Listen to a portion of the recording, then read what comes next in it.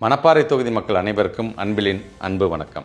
மதசார்பற்ற முற்போக்கு கூட்டணியின் சார்பாக உதயசூரியன் சின்னத்தில் சகோதரர் திரு அப்துல் சமத் அவர்கள் மணப்பாறை தொகுதியில் போட்டியிடுகிறார். 2021 முதல் மணப்பாறை தொகுதியின் வளர்ச்சிக்காக உழைத்து வருபவர், உங்களின் சுக துக்கங்களில் பங்கு பெற்று வருபவர். மணப்பாறை தொகுதி மக்களின் நீண்ட நாள் கோரிக்கையை நிறைவேற்றும் வகையில் அங்கு அரசு கலைக்கல்லூரி கொண்டு வர முயற்சி செய்து அதில் வெற்றியும் கண்டவர். விளையாட்டு என்று எடுத்துக்கொண்டால் மணப்பாறையில் பிரம்மாண்ட விளையாட்டு அரங்கத்தை திரு அப்துல் சமத் அவர்கள் கொண்டு வந்துள்ளார்.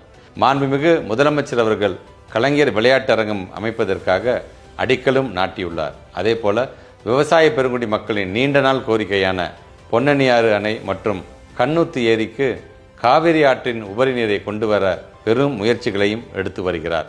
விரைவில் இந்த முயற்சி வெற்றியடையும் என்பதையும் தெரிவித்துக் கொள்கிறேன். பொதுவாக மணப்பாறை தொகுதி என்பது பின்தங்கிய தொகுதியாகவே இருந்து வந்தது. அந்த நிலையை மாற்ற தன்னால் முடிந்த பணிகளை தொடங்கியுள்ளார்.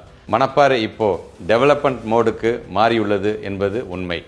இவை அப்படியே தொடர வேண்டுமென்றால் திரு அப்துல் சமத் அவர்கள் வெற்றி பெற வேண்டும். மணப்பாறை மக்களின் கனவுகளை சட்டமன்றத்தில் உறக்க சொல்லும் ஒரு ரியல் பெர்ஃபார்மர் நமக்கு தேவை. அப்படிப்பட்ட ரியல் பெர்ஃபார்மர் தான் அப்துல் சமத் அவர்கள். இப்படியான உழைப்பாளி ஒருவரைத்தான் மாண்புமிகு முதலமைச்சர் அவர்கள் வேட்பாளராக அறிவித்துள்ளார். அனைத்து கருத்து கணிப்புகளிலும் முத்துவேல் கருணாநிதி ஸ்டாலின் தான் மீண்டும் ஆட்சிக்கு வருவார் என சொல்கிறார்கள். அப்படியான சூழலில் மணப்பாறையில் ஆளுங்கட்சியை சேர்ந்தவர் எம்எல்ஏ ஆனால்தான் இத்தொகுதி மேலும் வளர்ச்சியடையும். இதனை மனதில் நிறுத்தி உதயசூரியன் சின்னத்தில் போட்டியிடும் திரு அப்துல் சமத் அவர்களை பெருவாரியான வாக்கு வித்தியாசத்தில் வெற்றி பெற வைக்க வேண்டும் என உங்களின் இந்த அன்போடு கேட்டுக்கொள்கிறேன்.